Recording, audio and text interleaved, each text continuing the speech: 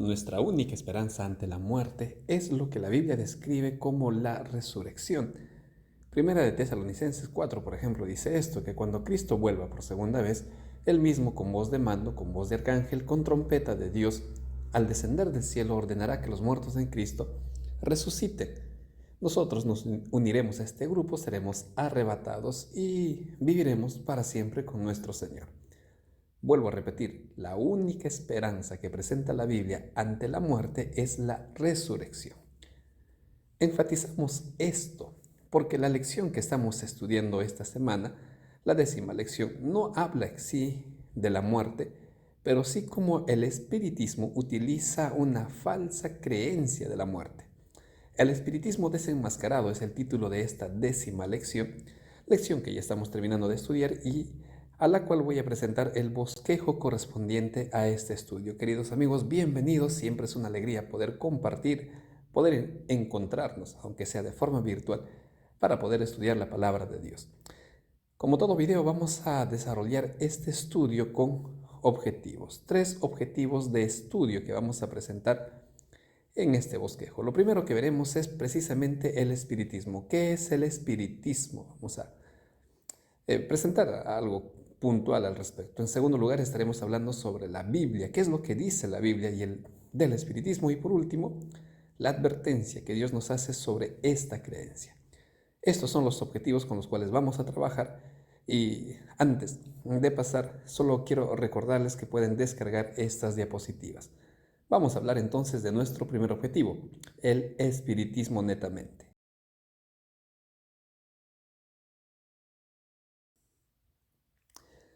El espiritismo para este estudio será lo que definamos a continuación.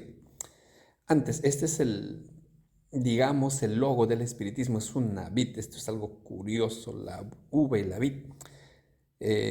¿Por qué es curioso? Porque en Juan 15 Cristo se presenta como la vid verdadera y nosotros el pámpano. Y presentan al espiritismo como si fuera una rama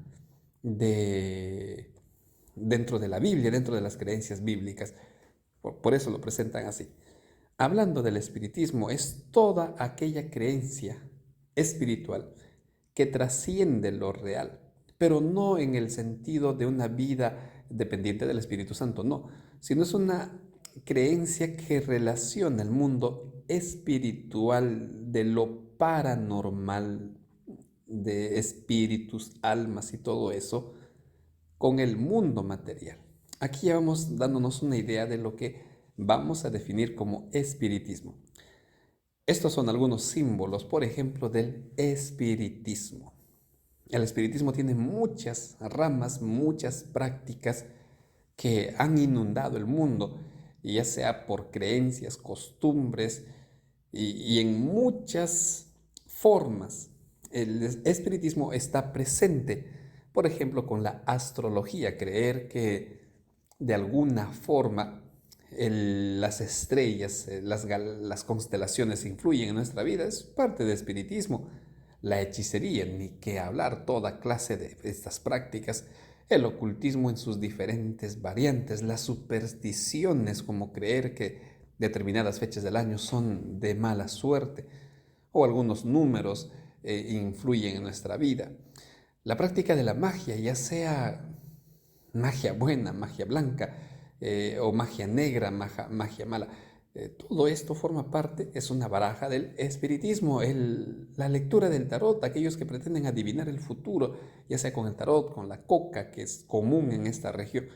Entonces, todas aquellas prácticas, el curar con la medicina alternativa que tiene prácticas espiritistas, no me refiero al uso de hierbas como parte del tratamiento, sino a aquellos que pasan algunos instrumentos al cuerpo que podrían tranquilamente formar parte del espiritismo. Entonces, el espiritismo es o involucra todas aquellas prácticas ocultas, misteriosas, prácticas que tienen relación con aquello espiritual que nosotros no comprendemos, pero que no viene de Dios, y lo presentan al mundo, lo presentan a las personas como algo agradable, amigable y bueno para nosotros. Todo esto vale la pena recordar tiene su base en la falsa creencia de la inmortalidad del alma. Y comenzamos ya aquí a ver un gran problema. El espiritismo tiene su base en esta creencia, la falsa creencia de que el alma es inmortal. Por esto es un peligro el espiritismo. Obviamente de eso vamos a hablar en los próximos objetivos, pero esto es lo que estaríamos definiendo como el espiritismo en todas o algunas de sus variantes, porque existen muchas más como la reencarnación, por ejemplo, la meditación trascendental y tantas prácticas que ha introducido la nueva era. Vamos a hablar entonces ahora de nuestro segundo objetivo, que nos presenta precisamente lo que la Biblia habla de esta creencia.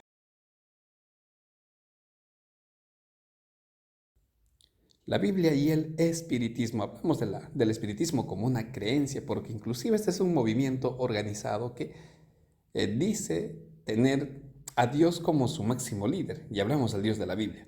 Pero veamos qué es lo que nos dice la Biblia del espiritismo o sobre el espiritismo. En Deuteronomio, capítulos 18, de versículos del 9 al 14, Dios es claro. El espiritismo y todas sus prácticas están prohibidas por Dios. Cuando entres a Canaán, Dios le dice al pueblo, no hagas lo que ellos hacen, nada de espiritismo. Y si alguien está practicando, debe morir. Y la orden era morir apedreado. Entonces Dios de golpe prohíbe esta práctica espiritista.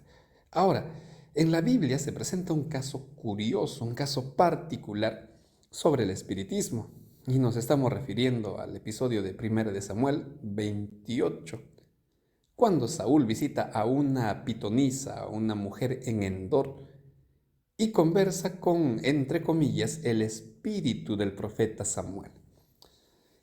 Él cree que está conversando con Samuel y muchos entienden que Saúl conversó con el espíritu de Samuel, que en esa ocasión Dios permitió que el espíritu de Samuel conversara con Saúl. Esto de permitirlo lo remarco porque Deuteronomio prohíbe la práctica espiritista. Pero esto es lo que leemos en el libro de Samuel. Viene entonces la pregunta, ¿por qué Dios repudia? Dice Deuteronomio, esto es abominable. ¿Por qué Dios repudia la práctica espiritista? Bueno, vamos a seguir viendo lo que la Biblia nos presenta precisamente del espiritismo. La Biblia prohíbe toda práctica espiritista. Esto ya lo hemos dicho y lo estamos remarcando. La Biblia prohíbe toda esta clase de práctica espiritista. ¿Pero por qué? Sobre la muerte vamos a encontrar las siguientes declaraciones que están en la Biblia. Recuerden, el espiritismo tiene como base la creencia de la inmortalidad del alma. En consecuencia, sobre la muerte la Biblia dice lo siguiente, que es el fin de toda existencia, el todo del hombre acaba con la muerte. Aquí solo quisiera resaltar que el ser humano es una entidad indivisible. No hay alma y cuerpo que se separan. Somos uno. Es indivisible la naturaleza humana. Y cuando la muerte llega, muere todo, emociones, recuerdos, memoria, pensamientos, acciones, todo acaba con la muerte. No existe cosa, al menos de parte del hombre y en la naturaleza, que sobreviva a la muerte. Es más, Eclesiastés dice lo que le ocurre a las bestias, lo mismo le ocurre al hombre, que al final mueren. Y nadie anda hablando por ahí que ha visto las almas de los animales. Pero la Biblia sí, vuelvo a repetir, enfatiza el hecho de que con la muerte acaba todo. Eclesiastés también lo dice. Sobre la muerte, tanto el Antiguo como el Nuevo Testamento resaltan que es un sueño. Coloqué el texto de Reyes porque de los reyes muchas veces se dice y durmió con su padre, y durmió con su padre. Y en el Nuevo Testamento también el Señor Jesús refiere a la muerte como un sueño. Cuando muere Lázaro, por ejemplo, dice, mi amigo Lázaro duerme. Número 1, con la muerte acabó toda existencia del hombre. Número 2, la muerte para Dios es como un sueño, es un estado de inconsciencia. Y número 3, solo Dios puede despertarnos de este sueño de la muerte. Por eso el texto que está al inicio de este estudio presenta a la resurrección como la única esperanza ante la muerte, no que el alma es inmortal. Lo que la Biblia presenta que la resurrección es la única forma de volver a la vida. Y esto gracias a Dios, no por nosotros. No viene de nosotros. Entonces, queridos amigos, esto es la muerte. Acabó todo, es un sueño para Dios porque Él es el único que nos puede despertar. Y esto será posible cuando Cristo vuelva por segunda vez. Dios condena el espiritismo porque no se habla con algún espíritu de los muertos. Cuando uno busca esta práctica, cuando uno cae en estas prácticas, no está hablando con el espíritu de algún familiar, amigo, de alguien del pasado. En Samuel, cuando Saúl consulta a esta divina, esta mujer le dice, mira, veo como dioses que suben de la tierra, veo como dioses, espíritus que suben de la tierra. Si consideramos esto, entendamos que Satanás se adueñó de este mundo junto con sus ángeles, con los demonios, y ellos se han hecho posesión de este mundo. Y si esta mujer ve a estos espíritus como dioses que suben de la tierra, entonces, si no hay nada después de la muerte, si cuando uno muere acabó todo, cuando uno va al espiritismo, no es con alguien del pasado que está hablando, está contactando con espíritus caídos, con ángeles, con demonios. Uno está conversando con fuerzas demoníacas y es por eso que Dios prohíbe, porque sabe que tú no estás contactando con alguien que quieres o alguien que te quiso y se extrañan. No, tú estás jugando con fuerzas demoníacas, querido amigo. ¿Qué problema se haría Dios si murió tu ser querido y tú lo extrañas tanto y Dios le diga, mira, anda, habla un rato con él? Para Dios no habría ningún problema, pero, perdón, vuelvo a repetir, es con fuerzas demoníacas que nosotros estamos jugando. Por eso Dios lo prohíbe, por eso Dios es claro, esto es abominable para mí. Entonces queda claro, queridos amigos, que la Biblia advierte contra esta práctica, contra su misma raíz, porque el que introdujo desde un inicio que tú eres inmortal, al menos el cuerpo no, pero tu alma sí, tu espíritu sí, es Satanás. Él lo dijo desde el Génesis. Y esta es una de sus armas, hacer dudar a las personas sobre la autoridad de la Biblia. De esto vamos a ver a continuación en nuestro tercer objetivo.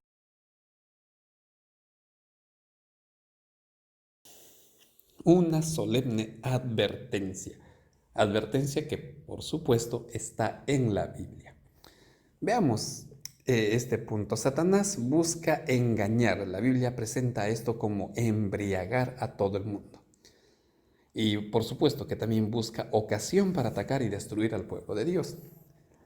Si hay algo que tú tienes que recordar, es que Satanás no quiere para nada tu bienestar. Lo único que él quiere es destruirte, hacerte sufrir y va a estar contento con eso. Satanás busca engañar al mundo. Y para eso, por ejemplo, utiliza algunas artimañas que describen estos textos.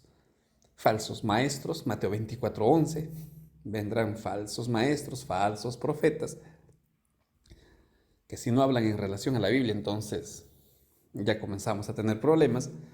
Falsos milagros. Disculpen, el texto aquí no es Génesis. Falsos milagros describe claramente que harán representaciones, hechos asombrosos y también un falso reavivamiento. Cuando Apocalipsis menciona que en el capítulo 13 que la bestia hace descender fuego del cielo, es una falsificación del descender que hizo el profeta Elías, un reavivamiento que en aquel tiempo hizo el profeta Elías por obra de Dios. En este caso, el falso reavivamiento vendrá de parte del enemigo. Este conjunto de falsedades, maestros, falsos milagros, curaciones asombrosas, es parte de la trama del enemigo para engañar al mundo. Presentan un falso mensaje y Apocalipsis 16 describe esto como tres espíritus como de ranas, es decir, algo que no es agradable, por supuesto, es un mensaje abominable. Es este conjunto de enseñanzas, este conjunto de creencias busca que el mundo sea confundido, siendo el espiritismo una de sus bases. Aquí también está el domingo, aquí también está la creencia de que hay un representante de Dios en la tierra, en fin. El espiritismo sigue siendo una columna importante para estas falsas enseñanzas. ¿Y acaso, queridos amigos, no encontramos al espiritismo en todo tipo de evento, creencias, películas, música? ¿No está acaso metido el espiritismo? Claro. Y es consumida y creída con tanta facilidad, ya sea por adultos, niños o ancianos. El espiritismo está impregnado en tantas maneras y formas que Satanás está consiguiendo embriagar verdaderamente al mundo. Estas enseñanzas confunden al mundo y apelan a la razón. Apelan a la razón. Hay hombres de ciencia que, por ejemplo, niegan a Dios, eso es cierto, que es parte del engaño del enemigo, pero también invierten tiempo y dinero en tratar de descubrir qué hay después de la muerte. O apelan a la experiencia humana.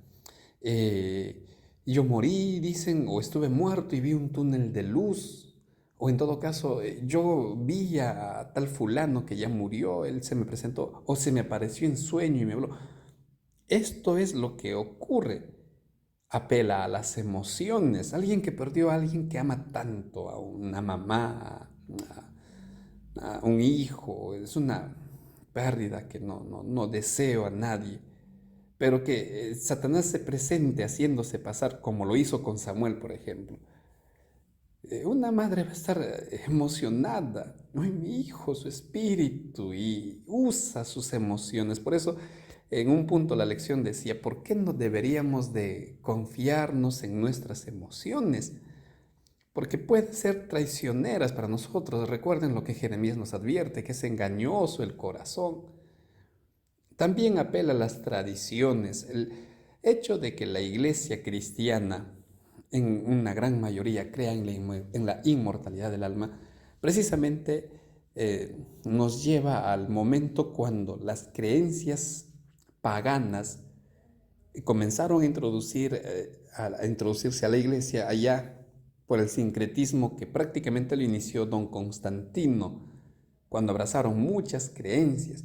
Ya existían teólogos que coqueteaban con la filosofía griega, tratando de armonizar con el cristianismo, pero ya fue muy descarado cuando Constantino abrió la puerta. Y la iglesia adoptó con mucha alegría la creencia de la inmortalidad del alma, enseñando que la carne, el cuerpo es malo y el espíritu es bueno. Entonces, las falsas enseñanzas del enemigo apelan a estas áreas del ser humano y otras más, pero no apelan a la Biblia. O en todo caso, la Biblia pasa a un segundo plano, o hay otras creencias, hay otros textos que tienen la misma autoridad que la Biblia, no importa si la contradice. Todo esto, querido amigo, con el único objetivo de confundir, de engañar al mundo. ¿Y engañar para qué? En primer lugar, para que te pierdas. Porque eso es lo que el enemigo quiere, que tú te pierdas así como él ya está condenado a perderse. En segundo lugar, porque Satanás llegará al punto de hacerse pasar como Cristo, fingiendo su regreso.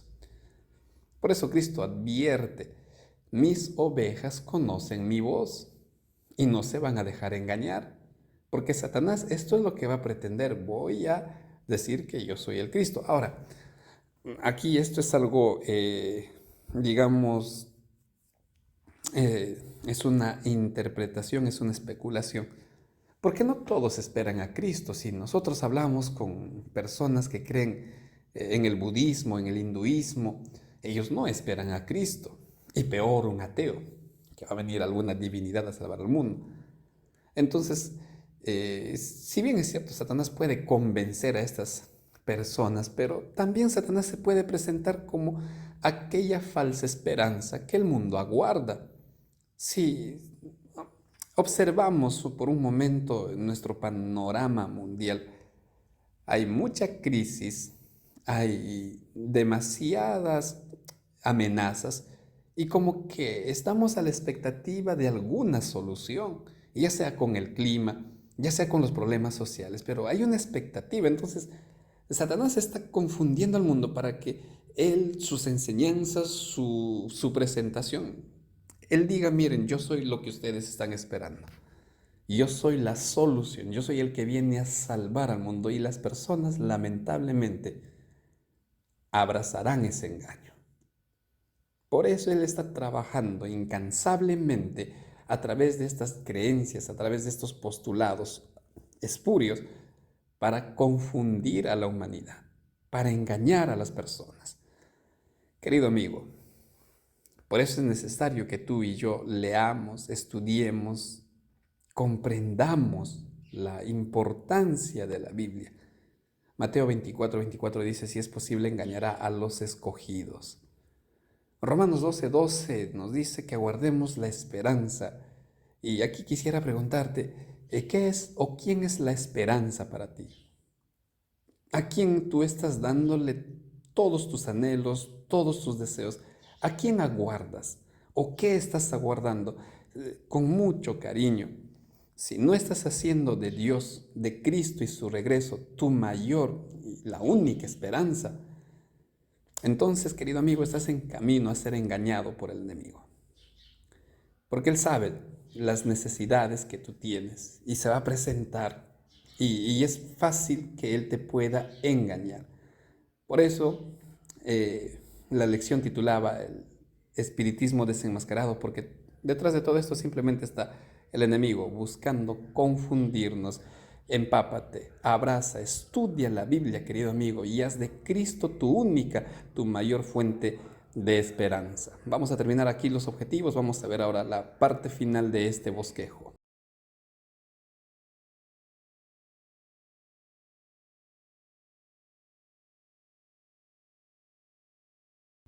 Resumiendo nuestro estudio, vamos a ver los 3 puntos. Número 1, que el espiritismo es una práctica que está ligada a todo lo que es demoníaco. La Biblia condena su práctica ya que se está jugando con el enemigo. Y por último, aguardamos y aguardemos todos la esperanza bienaventurada del regreso de nuestro Señor Jesucristo. 3 puntos que hemos estudiado en esta lección.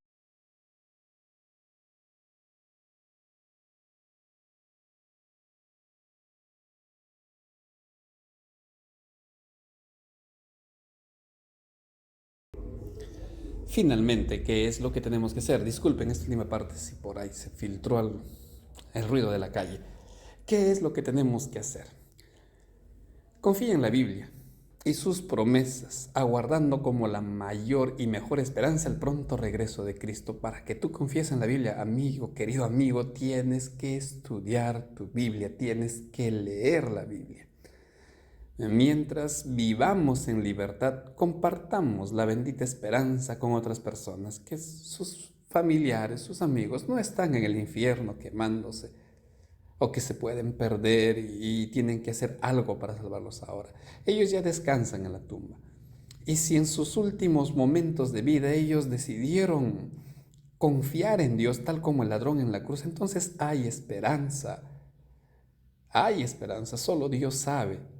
Pero podamos o salgamos y compartamos con muchas personas esta bendita esperanza. Y por supuesto, nuevamente, estudia tu Biblia, querido amigo. La próxima lección, el conflicto inminente. Ya estamos entrando a la última parte de nuestro estudio trimestral y no dejes de fortalecerte con la palabra de Dios.